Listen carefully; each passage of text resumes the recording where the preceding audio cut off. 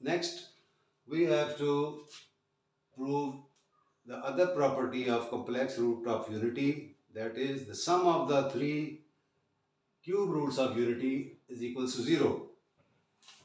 It means this is 1, this one is termed as omega, and this one is omega square. So we have to prove that 1 plus omega square is equals to 0.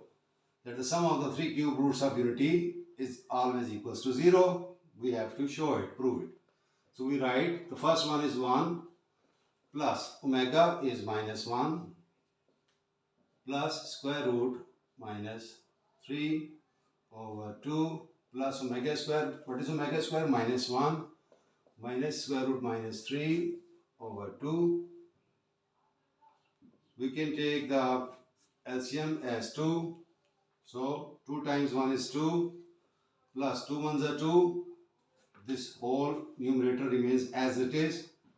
We can write the bracket because we have taken positive over here. Minus 1 plus square root minus 3. Again 2 ones are 2 plus sign, and this numerator remains as same, minus 1 minus square root minus 3. We solve it.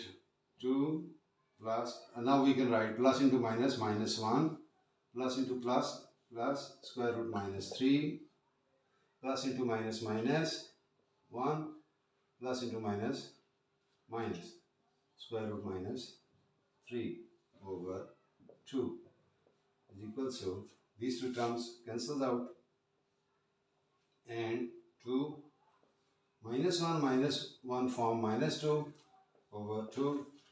2 minus 2 is 0. 0 over 2 is 0.